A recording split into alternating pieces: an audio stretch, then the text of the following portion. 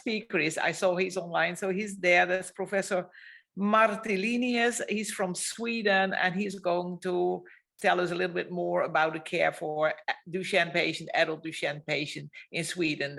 Thank you so much for joining us today. Thank you. The floor is yours. Thank you so much, Elizabeth. It's very nice to see you again, and I'm honored to participate in this meeting. So my name is Tulinius, and I am Professor of Pediatrics at the Gothenburg University in Sweden. I have been working with boys with Duchenne muscular dystrophy since the 90s. And I have been involved in a transition from childhood to adulthood, but I do not take care of the adult patients with Duchenne muscular dystrophy.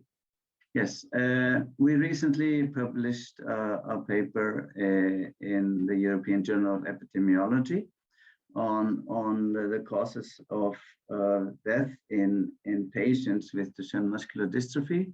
This was a survey. This was a national survey of patients born from 1970 until 2019, and we could see that the median survival was almost 30 years for the whole group, and the leading cause of death was cardiopulmonary, a little bit more cardiac than pulmonary. But there were also some cases of patients which died earlier of non-cardiopulmonary causes. And this was like injury-related pulmonary embolism, that is fat embolism. If you, for example, break a leg, it could be gastrointestinal complications and stroke and unnatural deaths. This told us that the main cause of death in these men was the cardiopulmonary, and that was 80%. But we also showed in this paper that the life expectancy has increased quite a lot from the patients who were born in the 70s to the 80s to the 90s. So this is involving care is helping us. Next slide, please. And I want just to mention that there are disease stages in patients with Duchenne muscular dystrophy. The first stage is pre-symptomatic. The second stage is the early ambulatory, and then the late ambulatory, and then the early non-ambulatory and late non-ambulatory. And the next slide, please. I will only be speaking a little bit about the early non-ambulatory and the late non-ambulatory patients. In the stage 4, most of them will be using manual wheelchairs, but that's enough with a manual wheelchair. We continue assessing muscle strength and motor function at least annually or often twice annually. Surgical options for posterior spinal fusion have decreased a lot, and that's due to the effect of the corticosteroid treatment, which is started quite early in the boys. There is also now an increasing risk of respiratory impairment and need for assessment of the ventilation, that is nocturnal assessment. There's also increasing risk for cardiac problems. All of these men should be on cardiac protection at this time, which we start around the age of 10 years. So we're already very well aware of what problems can come. And it's also important to follow weight and length, and nutritional assessments is very important. Next slide.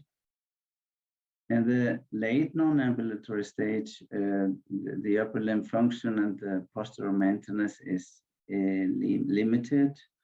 And it's very important to think of the correct type of wheelchair, electric wheelchair, and the seating, and adapting the patient to the maximum independence of activities of daily living.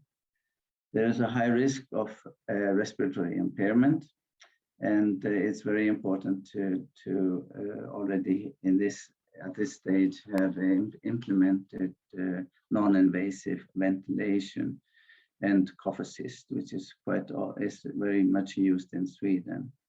And of course, here you can need some more cardiac treatment like digitalis or to prevent cardiac failure.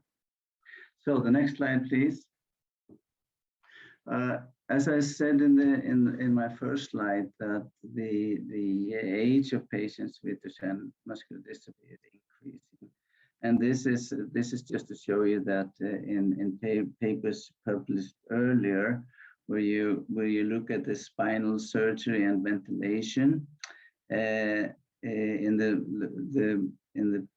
the diagram to the left, you see that there is quite a big difference if you have had spinal surgery and ventilation compared to no spinal surgery and ventilation. And in the middle slide, you compare non-invasive or tracheostomy ventilation with no ventilation. You see the same thing, that if you have the ventilation, it is much better results than without ventilation. And the next slide, please.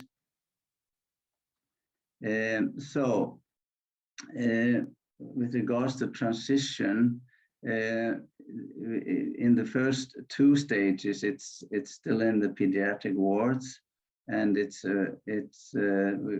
we engage in a very optimistic discussion about the future, and also in the stage 2, the goal settings and the future expectations for adult life. And in the later stages, we initiate transition planning for both health care, that is transition to the adult care ward, to transition for education, employment, and adult living, and which is, of course, very important for these young men. Next slide, please. At the Neuromuscular Center at our Children's Hospital in Gothenburg, we follow quite many patients with neuromuscular disorders. We are one of the 2 national centers for follow-up of patients with neuromuscular diseases in childhood. We've also been working in clinical trials since 2008, and that is trials with antisense oligonucleotides, both exon 51, 44, 45, and 53 skipping, and also in the trials for ataluren or Translarna. And we're planning to participate in gene therapy trials. We are one of the centers of the European Reference Network for Neuromuscular Diseases. Next slide, please. In the transition process from the Children's Hospital to the neuromuscular centers in adults, we have conferences once or two times every year. And these are most often now, again, after COVID, face-to-face meetings. And at these meetings, you both have the physician, you have the nurse, you have the physiotherapist, and the occupational therapist from both the adult and the pediatric group. And patients who will become 17 or 18 years in the following calendar year are presented.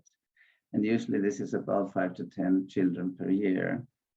And in some of these cases, we arrange that the physiotherapist and the occupational therapist from the neuromuscular center visits the children's team at the last follow-up visit before transition to the adult care.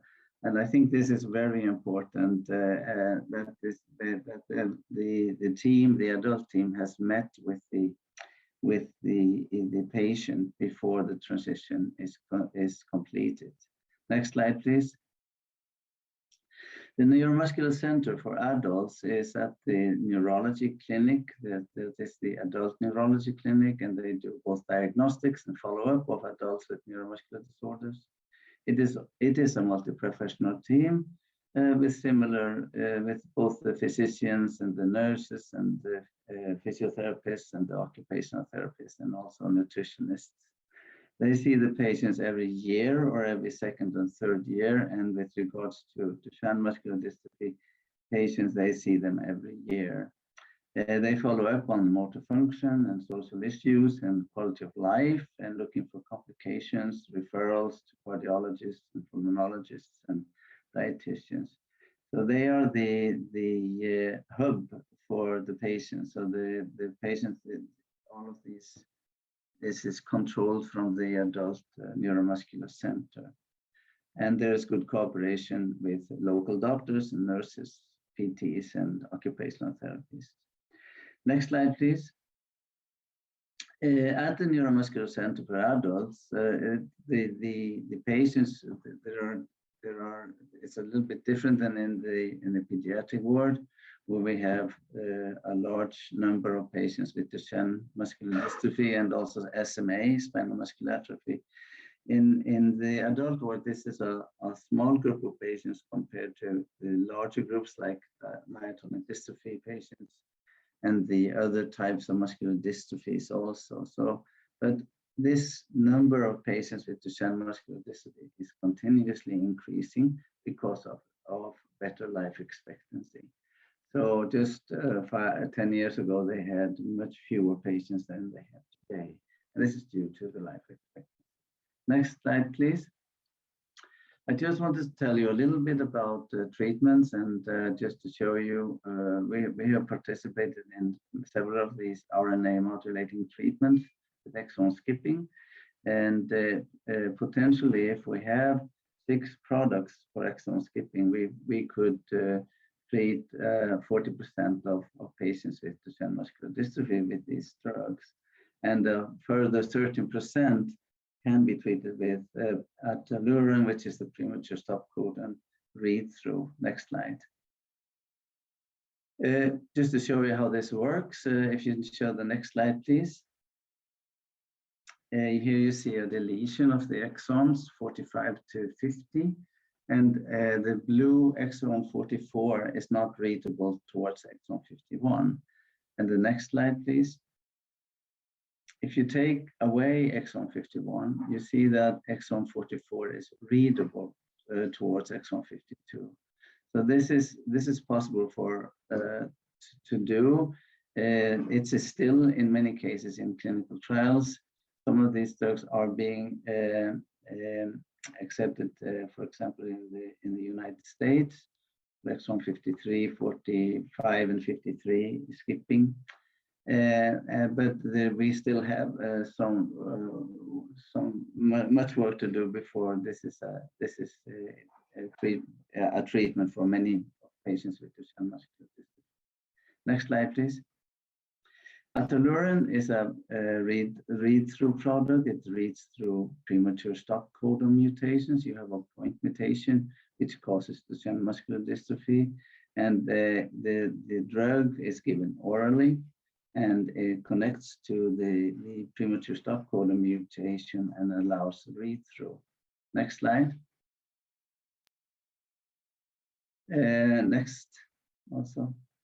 This is just to show you the results from one of the clinical trials with ataluren.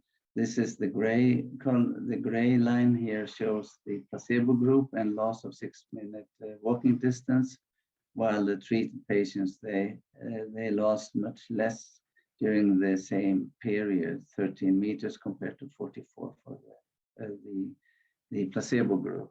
Next slide. And next slide.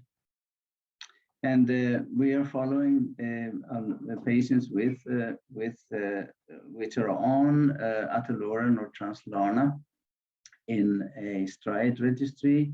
Quite many patients being followed there. And these are just to show you some of the results from the registry.